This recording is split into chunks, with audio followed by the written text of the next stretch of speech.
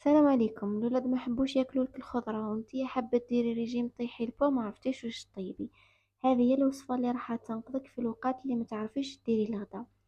لي زانغريديون نحتاجو: 3 حبات كورجات، 3 حبات زروديه، حبه ثوم، كميه معدنوس.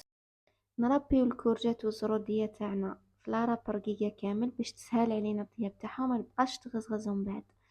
نخلطوا البيض، نلوحو فيه فخوماج فخي، نزيدوا له الملح ونزيدوا له الكزبر، ونلوحو معاه الكرجة تاعنا والزرودية اللي ربيناهم.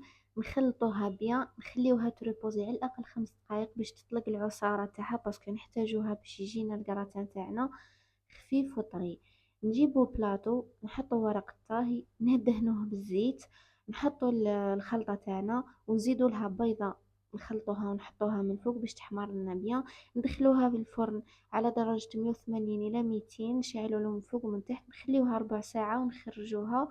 وهذه هي الوصفة تاعنا اليوم، تقريبا نفس خطوات الوصفة اللي درناها من قبل تاع الشوفلور. ان شاء الله تكون عجبتكم، وكالعادة نقولكم تهلاو في صحتكم والسلام.